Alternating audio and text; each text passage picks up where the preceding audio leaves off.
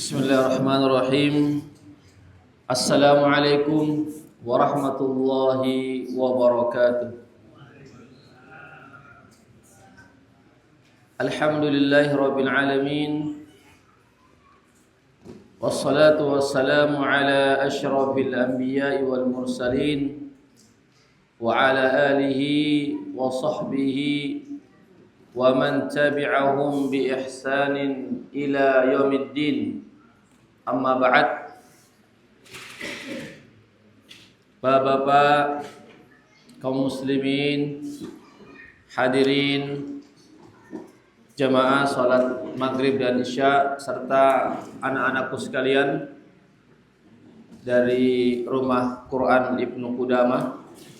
Semoga Allah Subhanahu wa taala senantiasa menjaga kita semuanya. Amin ya rabbal alamin. Pertama-tama kita senantiasa memuji Allah Subhanahu wa taala dan bersyukur kepadanya atas segala limpah rahmat dan hidayahnya, sehingga pada malam hari ini kita masih diberikan nikmat kesehatan, kesempatan dan nikmat taufik dan hidayahnya, sehingga kita bisa menjalankan salah satu perintah Allah, salat maghrib secara berjamaah, yang insyaallah dilanjutkan dengan salat isya secara berjamaah pula. Salawat dan salam senantiasa tercurahkan kepada junjungan kita Nabiullah Muhammad sallallahu alaihi wasallam beserta keluarga dan para sahabatnya, para pengikutnya yang tetap setia berpegang teguh kepada sunnah-sunnah beliau dan para sahabatnya hingga hari kiamat kelak. Amin ya rabbal alamin. Bapak hadirin rahimakumullah, insyaallah pada malam hari ini kita melanjutkan pembahasan dari buku atau kitab yang berjudul Serial Dasar-Dasar Islam, menjaga akidah, beribadah sesuai fikih dan berhias dengan akhlak.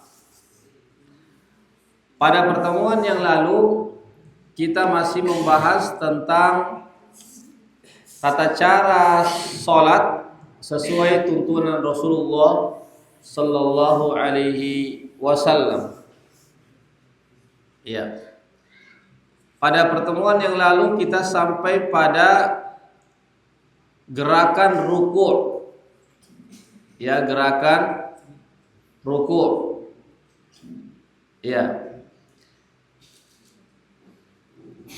Jadi di antara bacaan ruku' adalah Subhana Rabbiyal Azim. Silakan dibuka halaman 197. Ya. Silakan dibuka halaman 197. Ini di antara bacaan ruku', Subhana Rabbiyal Azim.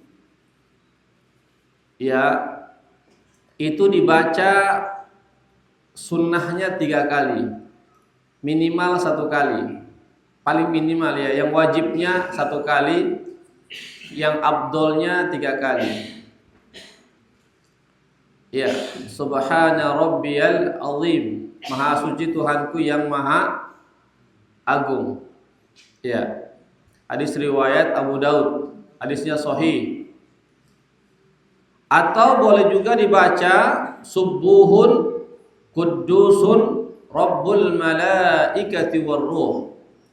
Subuhun Quddusun Rabbul Malaikati Warruh. Ya, silakan kalau ada yang mau membaca bacaan ini juga boleh. Ya, ini hadisnya juga hadis sahih riwayat Imam Muslim. Ya, hadis riwayat Imam Muslim, hadis yang sahih. Yang artinya yang maha suci dari segala keburukan, yang maha suci dari segala yang buruk, Tuhannya para malaikat dan Tuhannya Ar-Ruh, yaitu Tuhannya malaikat Jibril. Ya. Di sini kita memuji Allah Subhanahu wa taala, bahwasanya Allah Subhanahu wa taala itu maha suci dari segala keburukan dan kekurangan-kekurangan, bahwasanya Allah itu adalah Tuhannya seluruh para malaikat, terkhusus Tuhannya malaikat Jibril. Malaikat Jibril adalah pemimpin para malaikat. Jadi pimpinannya malaikat adalah malaikat Jibril. Ya, dia pimpinannya atau penghulunya. Penghulu para malaikat adalah malaikat Jibril, sebagaimana penghulu para nabi adalah Rasulullah sallallahu alaihi wasallam. Ya, jadi silakan. Ya. Tapi kalau subuhun kudusun rabbul malaikati warruh, ini cukup dibaca hanya satu kali saja. Cukup dibaca hanya satu kali saja.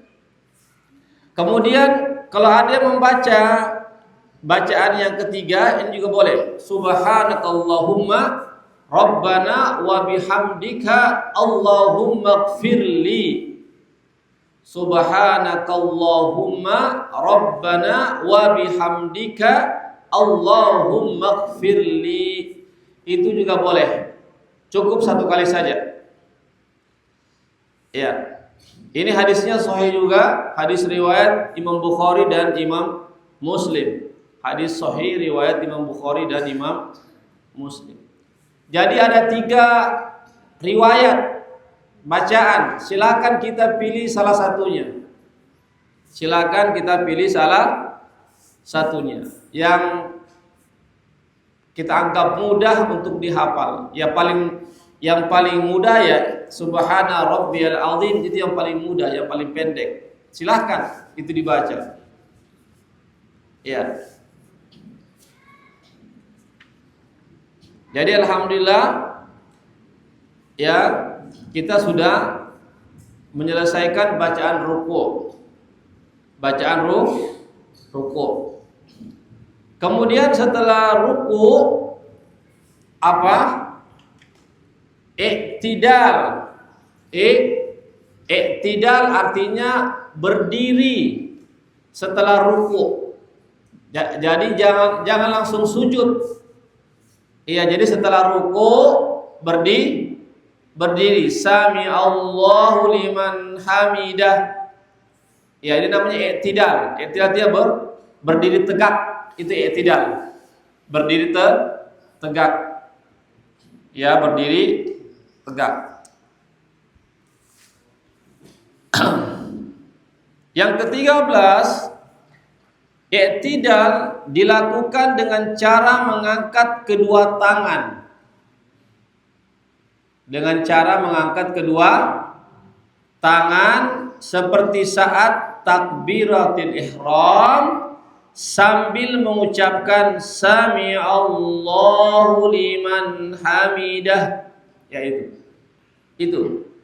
Jadi sambil kita mengangkat kedua tangan seperti takbiratul ihram, tapi jangan baca takbir, jangan Allahu Akbar, tapi sami Allahu liman hamidah. Ya.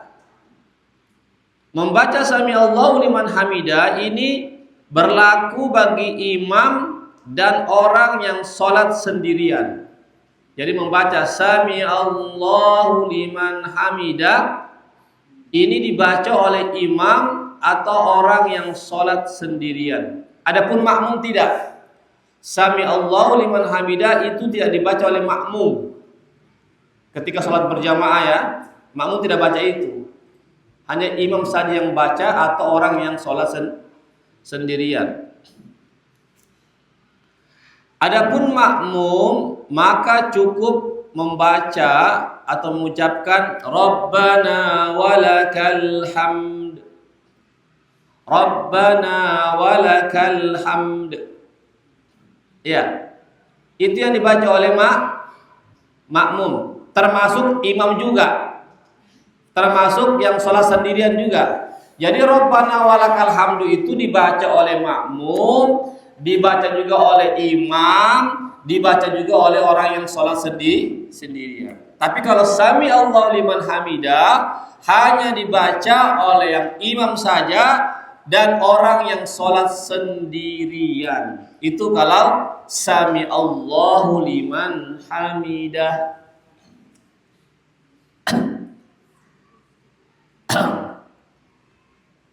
Apa artinya sami Allahu liman hamidah? Sudah pernah kita pelajari ya tentang kandungan bacaan sholat. Sami'a artinya telah mendengar. Allah berarti Allah telah mendengar. Sami Allahu, Allah telah mendengar. Liman artinya kepada orang. Sami Allahu liman, Allah telah mendengar kepada orang. Orang siapa? Hamidahu, orang yang memuji Allah. Berarti Allah mendengar orang yang memuji Allah. Iya. Jadi siapa saja yang memuji Allah, Allah mendengar pujian tersebut. Itu maksudnya. Sami Allahu liman hamidah. Allah telah mendengar siapa saja yang memuji Allah.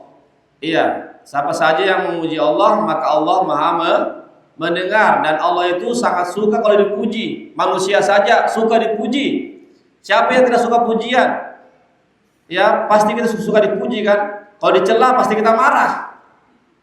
Begitu juga Allah suka dipuji. Ya. Dan bahkan Allah berhak Allah dipuji daripada kita. Karena kita makhluk, Allah Khalik. Ya. Jelas Pak ya? Sami Allahu liman hamidah. Kemudian apa? Dibaca setelah itu Rabbana walakal hamdu atau Rabbana walakal hamd. Cukup. Ya, apa artinya? Ya, sudah saya jelaskan pada pertemuan sebelumnya. Rabbana, wahai Tuhan kami, walaka, dan untukmu, hanya untukmu, alhamdu, segala pujian-pujian. Iya.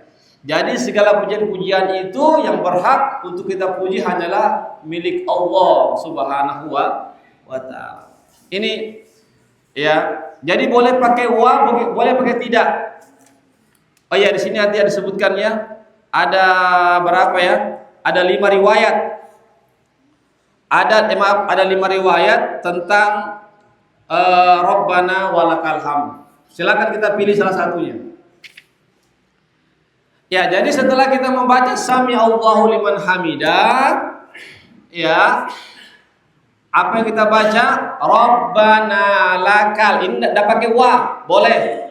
Ini hadisnya hadis riwayat Bukhari dan Muslim. Hadis yang sahih. Hadis yang sahih. Rabbana lakal hamd. Ya. Itu boleh. Tidak pakai wa. Wa itu artinya dan. Ya, itu wa artinya dan. Ya. Atau pakai wa. Wow. Rabbana walakal hamdu, boleh. Karena ada riwayatnya. Hadisnya sahih. Riwayat Bukhari dan Muslim. Pakai waw. Huruf waw, huruf wa. Atau boleh juga dengan riwayat lain, Allahumma rabbana lakal hamd. Ini ada Allahumma-nya lagi, tambahannya. Allahumma rabbana lakal hamd. Boleh. Ya, ini hadisnya apa? Hadisnya sahih. Riwayat Imam Bukhari. Hadis sahih, riwayat Imam Bukhari. Ada tambahannya, Allahumma. Allahumma artinya ya Allah. Sama artinya. Ya Allah artinya Allahumma. Kalau Rabbana, Tuhan kami, wahai Tuhan kami atau Rabb kami. Itu yang ketiga ya. Nah, yang keempat ini panjang. Silakan kalau mau baca ini. Allahumma Rabbana lakal hamdu mil'us samawati wa mil'ul ardi wa mil'u ma syi'ta min syai'in ba'du. Ini panjang ini. Silakan kalau ada yang hafal ini dibaca. Apa artinya? Ya Allah Tuhan kami, bagimu segala puji, sepenuh langit puji-pujianmu dan sepenuh bumi dan sepenuh apa yang kau kehendaki dari segala sesuatunya setelah itu. Ya silakan. Ya kalau ada yang membaca ini juga bagus lagi karena panjang. Ya. Itu yang keberapa? Yang keempat. Yang kelima, riwayat yang kelima apa bunyinya? Rabbana walakal hamdu hamdan katsiran thayyiban mubarakan fih. Nah, itu boleh. Itu boleh juga. Ya, Rabbana walakal hamdu hamdan katsiran thayyiban mubarakan fih. Itu boleh juga. Yang artinya, ya Tuhan kami, dan bagimu segala pujian yang banyak, yang baik, dan yang penuh dengan keberkahan. Itu artinya Pak. Ya, itu artinya. Jadi silakan kita pilih salah satunya. Jadi kesimpulannya ada berapa? Ada 5 riwayat bacaan iktidal. Rabbana walakal hamdu. Ya, silakan kita pilih salah satunya. Ya, silakan kita pilih salah satunya.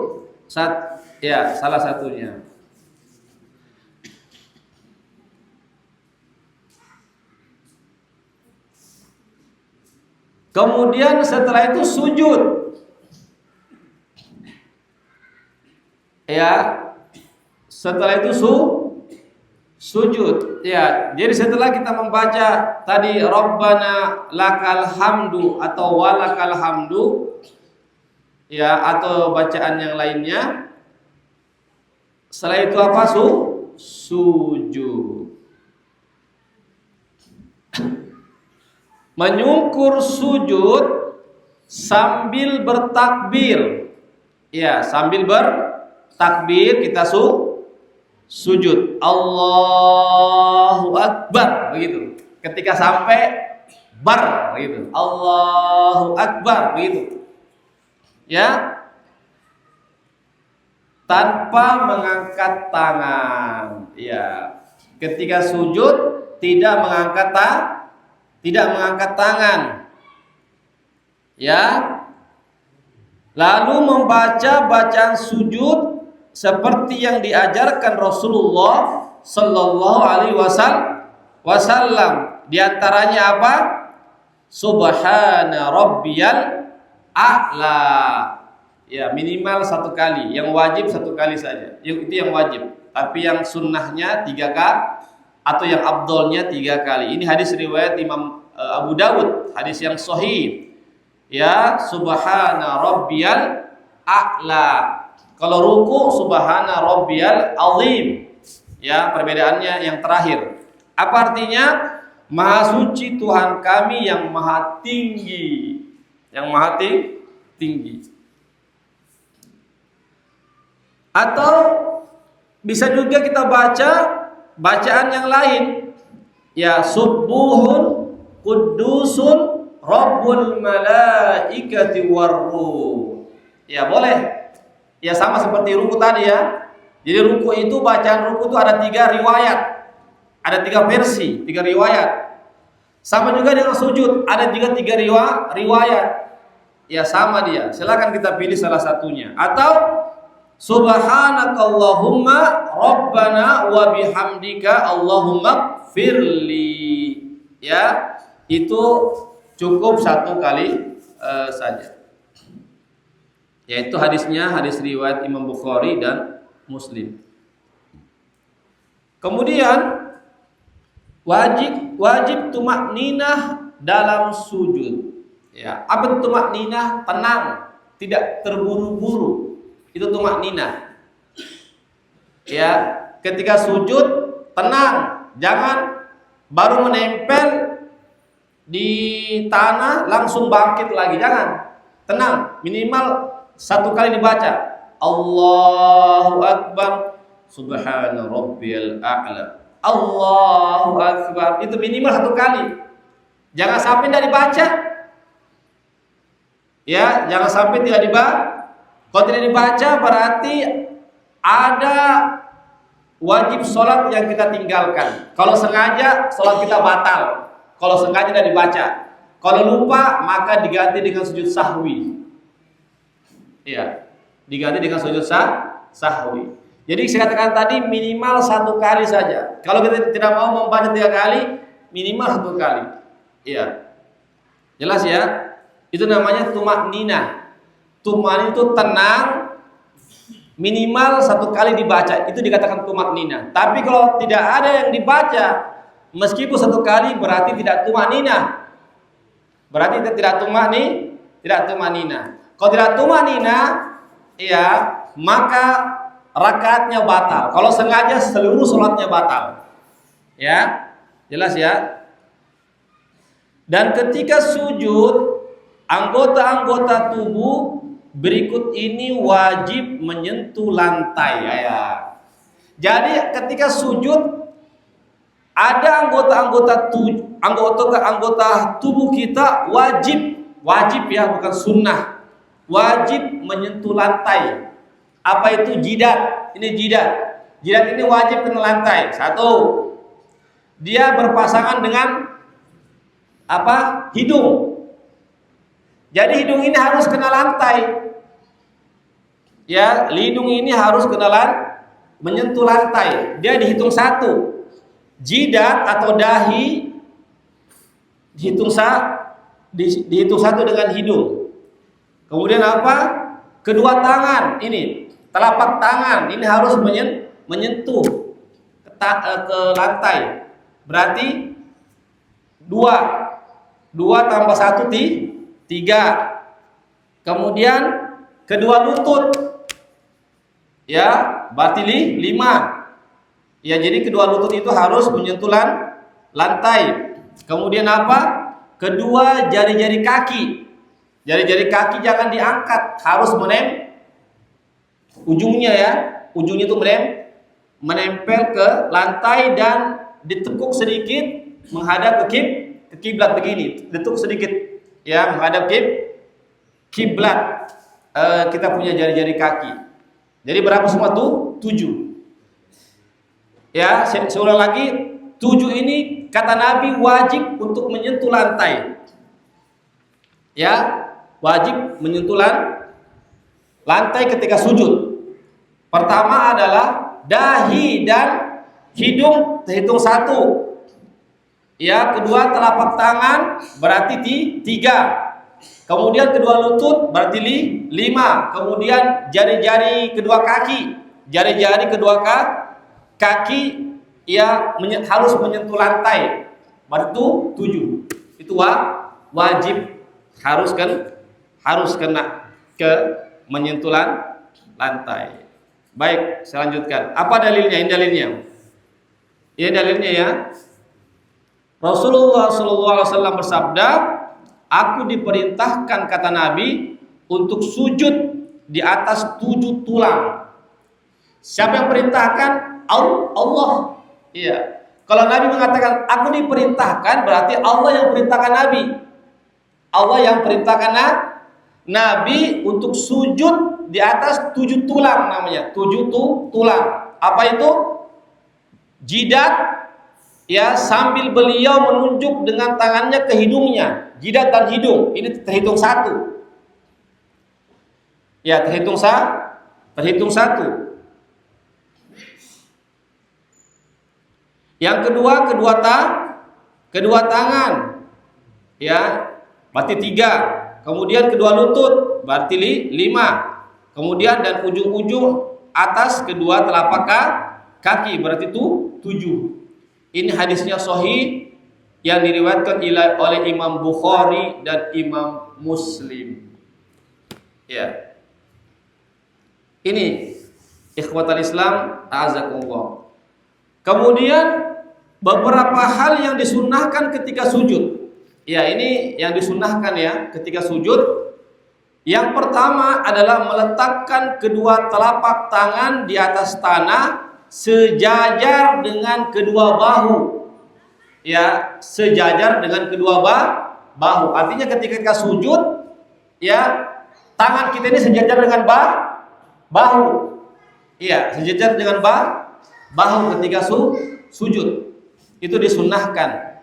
Yang kedua, mengangkat kedua siku, tidak merapatkan kedua siku di tanah. Jadi sikunya diangkat begini, diangkat.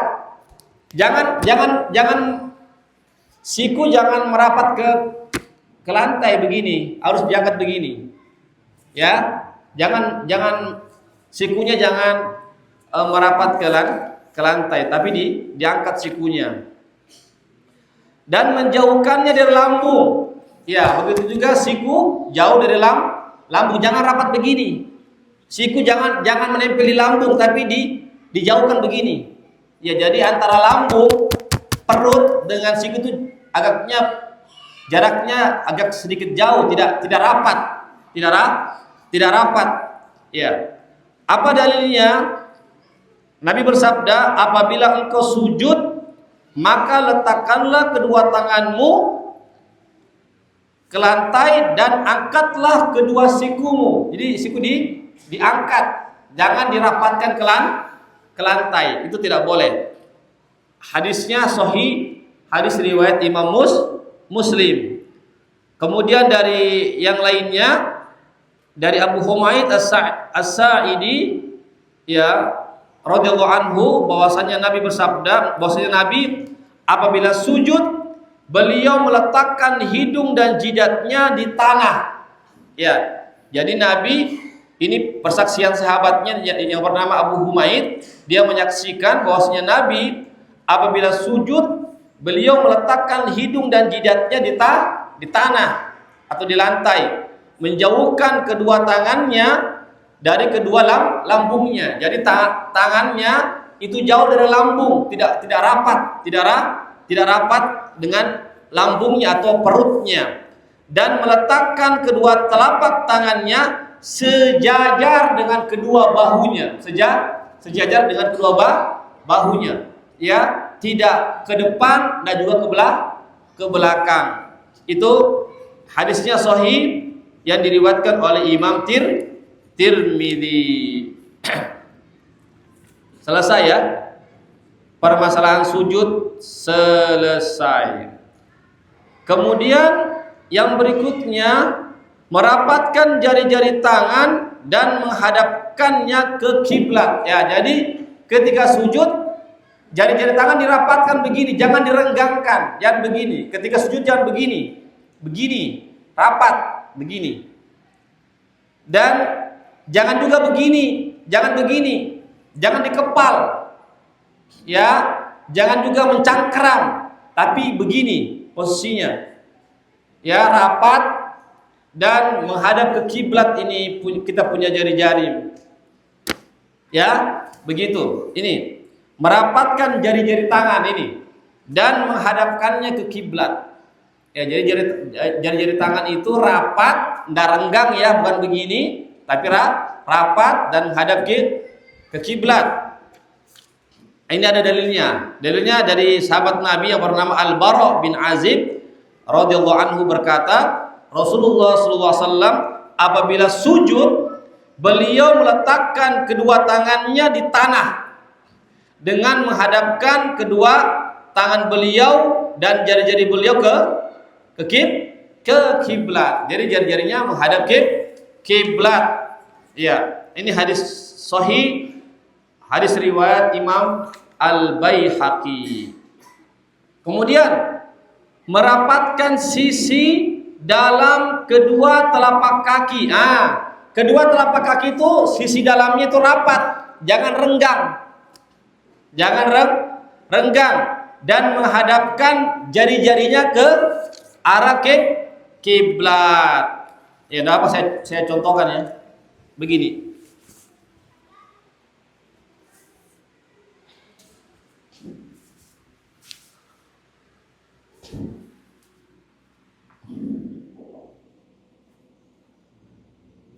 Kelihatan ya? Yang ini kaki saya. Ya. Jadi ya, Jadi rapat ini. Bukan begini. Tapi ini rapat. Ya, rapat. Tangan ya direnggangkan ya.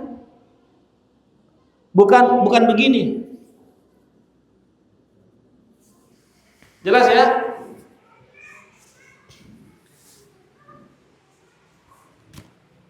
Ya, jangan juga terlalu apa namanya ketika sujud, jangan terlalu panjang sujudnya. Setengah mati. Iya. Terlalu panjang. Yang sedang-sedang saja. Ini di samping pundak. Ya. Ya, begini. Tapi ingat kalau sholat berjamaah jangan terlalu dibuka karena terganggu orang. Iya, kalau berjamaah ya begini saja. Jangan begini, kesian terganggu orang kiri kanan. Ya, begitu. Ya sebenarnya ada juga riwayat boleh di samping telinga, tangan ini bosan. Tapi buku ini cuma sampai pundak, boleh samping telinga. Telinga ya, begini. Boleh. Ini berarti posisi tangan saya samping telinga. Cuma dalam buku ini hanya disebutkan riwayat di samping pundak tangan kita. Sebenarnya boleh juga di samping telinga. Sebagaimana kalau kita takbiratul ihram, boleh begini, boleh di atas begini. Boleh. Cuma ini penulisnya lebih condong ke di samping apa namanya? Di samping pundak posisi tangan. Jadi jelas kakinya ya. Kakinya rapat. Ya, dan menghadap ke kiblat. Bukan cuma begini, tapi begini, dibengkokkan sedikit menghadap kiblat jari-jarinya. Bukan cuma begini posisi kaki, tapi dibengkokkan menghadap kiblat, begitu. Jelas ya? Jangan juga renggang. Jangan renggang kakinya, dirapatkan. Karena begitu hadisnya.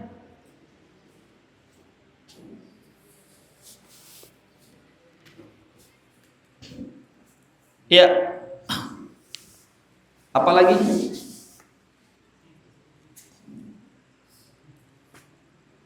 Ya, ini Aisyah ya. Ini persaksian Aisyah, istri beliau, Ummul Mukminin, ibunya orang-orang beriman, berkata, semoga Allah meridhai beliau, aku mendapatkan beliau yaitu Nabi sedang sujud ya ketika sholat tengah malam. Sholat tengah malam. Ini maksudnya sholat tengah malam, bukan sholat fardu. Karena Nabi tidak pernah sholat 5 waktu di rumahnya, tidak pernah. Selalu berjamaah di masjid. Tidak pernah. Nabi tidak pernah berjamaah dengan istrinya. Iya, karena memang laki-laki sholatnya di masjid, bukan di rumah. Beda dengan perempuan. Kalau perempuan itu sholatnya di rumah. Ya, jadi yang dimaksud ini adalah sholat tahajud. Itu maksudnya. Aku mendapatkan Nabi sedang sujud pada saat sholat tahajud, bukan sholat 5 waktu. Karena Nabi sholat 5 waktunya di masjid. Ya meskipun masjid dengan rumah Nabi itu cuma bersebelah tembok. Iya, cuma dipisah dengan tembok itu. Rumah Nabi dengan masjid dipisah dengan tembok saja. Aku mendapatkan beliau sedang sujud ini dengan merapatkan kedua kakinya. Jadi Nabi itu ketika sujud dirapatkan kedua kakinya, bukan direnggangkan. Dan menghadapkan ujung jari-jari kaki beliau ke kiblat. Jadi ujung jari ke kiblat, anggap misalnya kiblat ya begini. Bukan tegak begini, tapi ditekuk sedikit ujung jarinya ya menghadap ke kiblat. Itu yang disampaikan oleh istri beliau Aisyah Ummul Mukminin. Ya, barangkali ini yang bisa kami sampaikan. Ada sesi tanya jawab ya. Masih ada belum selesai ini. Ya, tapi karena waktu sudah mau habis. Jam berapa Pak azan? 10 menit lagi. Saya kasih waktu 10 menit. Yang ada mau bertanya, dipersilakan. Silakan. Ayo, silakan Pak. Waalaikumsalam warahmatullahi wabarakatuh.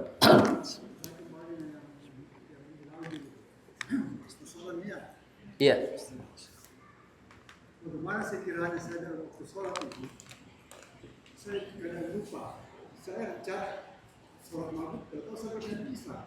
Apakah saya ulang seperti apa? Yang kedua, itu kan kalau setelah tadi kita baca yang tadi. Nah, seandainya karena tidak semua masih imamnya itu dan pendek, karena imamnya panjang, dan kalau saya sudah selesai, apakah cuma harus menunggu atau bisa saya masuk Al-Fatihah? Nah, terus yang ketiga, kapan idealnya seorang makmum membaca Al-Fatihah pada saat membaca Al-Fatihah? Kapan idealnya dia membaca? Apakah setelah imam membaca Al-Fatihah setelah Al-Fatihah, ataukah dia membaca yang idealnya? Iya. Yang pertama, jika kita salah niat, yang itu tempatnya di hati ya, bukan di ucapan, maka kita harus mengulang sholat kita. Karena niat itu tempatnya di awal. Iya. Ketika salah kita, bukan salah ucapan ya, tapi salah dalam niat dalam hati kita, iya, maka kita harus mengulang sholat kita. Iya, karena niat itu sebagian ulama mengatakan dia bagian daripada rukun, bahkan juga ada mengatakan dia bagian dari syarat sahnya sholat. Iya, jadi dia letaknya di awal. Iya. Tapi sebenarnya kalau kita sudah berniat dari rumah, iya berniat dari rumah, kita mau sholat asar itu sudah dikatakan niat sebenarnya. Iya, itu sudah dikatakan niat. Yang penting betul-betul ada niat kita mau sholat asar misalnya di tempat itu, bukan niat dan itu dan yang sholat yang ditegakkan itu adalah sholat asar, bukan sholat yang lainnya. Iya begitu Pak. Yang kedua adalah membaca iftitah, Maksudnya di sini duluan saya selesai daripada imam, saya maksudnya begitu. Duluan selesai, maksudnya Pak? Duluan saya selesai, saya selesai imamnya belum baca Al-Fatihah. Apakah saya bisa lanjut Al-Fatihah? Benar itu dalam hati. Oh gitu. Iya. Apakah harus saya membaca Al-Fatihah terlebih dahulu? Iya. Allah alam, yang saya ketahui bahwasanya membaca Al-Fatihah itu nanti setelah imam. Setelah imam membaca Al-Fatihah, baru kita membaca surah Al-Fatihah. Ini surah yang dijaharkan ya Pak ya. Yang dijaharkan kan seperti maghrib gitu ya. Iya. Begitu. Artinya setelah imam membaca Al-Fatihah, baru kita membaca Al-Fatihah. Begitu. Atau misalnya kalau seandainya imamnya jedahnya lama, saya Bismillahirrahmanirrahim, baru juga kita baca Bismillahirrahmanirrahim. Tapi kalau imamnya cepat, Bismillahirrahmanirrahim, Alhamdulillahirabbil alamin, Arrahmanirrahim. Itu nanti setelah selesai imam membaca surah Al-Fatihah keseluruhan, baru kita membacanya. Begitu. Iya. Itu artinya ada dua opsi di situ. Iya. Baik. Kemudian Berarti Ustadz begini. cukup ya Pak ya? Cukup ya. Maksudnya bisa ikut kan Al-Fatihah satu surah berarti kan Iya. Bismillah baru Alhamdulillah. Iya itu kalau imamnya agak lama bacaannya. Ada jedahnya. Iya, ada jedahnya. Tapi kalau tidak ada jedahnya, nanti setelah imam selesai semua Al-Fatihahnya baru kita baca surah Al-Fatihahnya. Iya. Begitu. Iya. Apakah pada saat selesai membaca Al-Fatihah setelah apakah kita tidak menyelesaikan imam? Karena imam masih biasa membaca surah Al-Fatihah. Katakanlah selesai imam sudah membaca Al-Fatihah. Iya. Saya lanjut, tapi kan imam itu membaca lagi Surat pendek. Ya. Iya. Apakah itu tidak menyelesaikan imam? Maksudnya imam sudah selesai membaca Al-Fatihah. Saya lanjutkan. Kita membaca Al-Fatihah. Ya, ketika imam sudah membaca Al-Fatihah, lalu kita membaca surah Al-Fatihah. Ya, terus apa masalahnya sih?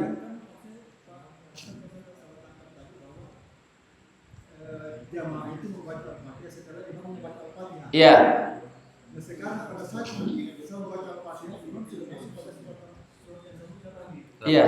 Nah, sekarang apakah kita di sini membaca Al-Fatihah dengan ayat? Oh tidak Pak, tidak. Jadi surah Al-Fatihah itu pengecualian. Surah membaca surah Al-Fatihah itu pengecualian. Meskipun imam sudah membaca surah berikutnya, karena kita belum membaca surah Al-Fatihah di sela-sela imam tadi itu, maka kita tetap membaca Al-Fatihah. Meskipun imam membaca surah yang lainnya, itu tidak menyelisih imam. Iya, tidak menyelisih imam. Iya, karena ada hadis. Iya, bahwasanya Nabi mengatakan, saya mendengar kalian membaca sesuatu di belakangku. Kata Nabi, jangan kamu membaca surah ketika saya membaca bacaan, kecuali Al-Fatihah, kata Nabi. Artinya boleh kita membaca Al-Fatihah, imam sedang membaca surah selanjutnya. Itu boleh Pak, itu tidak menyelisih imam. Tidak menyelisih imam. Ya, demikian Pak.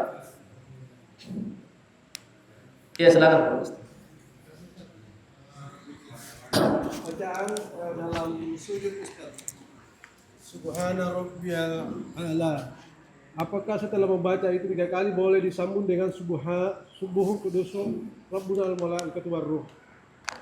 Pertanyaan kedua Ustaz, ketika kita menjadi makmum, apakah dalam hal gerakan, apakah kita begitu imam menyampaikan mengucapkan Allahu Akbar, pada saat mana kita sebagai makmum mengikuti itu? Apakah bersamaan atau ada jeda sedikit? Begitu pula pada saat ruku dan sujud dan seterusnya, Ustaz. Iya. Makasih. Yang pertama tadi, Ya, apakah apakah boleh digabung? Boleh. Kata ulama boleh. Boleh dipilih, kalau mau digabung juga boleh. Misalnya Subhana rabbiyal a'la, mau lagi subuhun qudusun rabbul malaikatu waruh, atau subhanakallahumma rabbana, boleh. Boleh digabung, boleh pilih salah satunya. Ya, yang kedua Pak? pada saat kita menjadi makmum, Ustaz, apakah Ya, nanti sudah Allahu Akbar baru kita bergerak. Kalau misalnya Allah, jangan bergerak. Asal Allahu Akbar baru gerak. Begitu. Jadi jangan mendahului imam, jangan bersama dengan imam. Tapi setelah imam Allahu Akbar baru kita bergerak. Begitu. Karena begitu hadis Nabi, idza kabbaral imam fakabbir.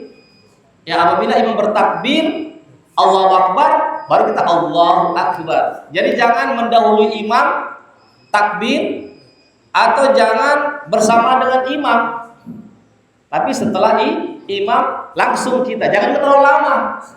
Jangan terlalu lama jedahnya. Ya, jangan terlalu lama jedahnya. Jadi langsung Allahu Akbar, langsung Allahu Akbar, begitu. Demikian Pak. Ya. Ada lagi yang mau bertanya? Ya, silakan Pak Hasan. Yang dimaksud sujud binatang sama duduk setan.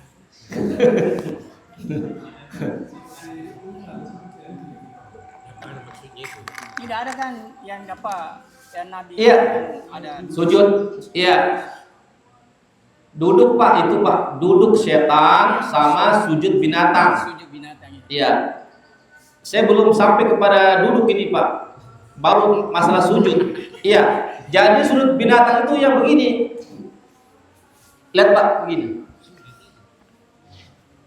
Ini siku merapat ke lantai. Dia dari angkat begini. Dia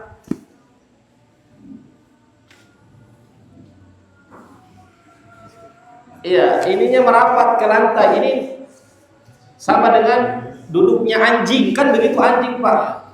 Ya, dia merapatkan begini, dari angkat dia sikunya.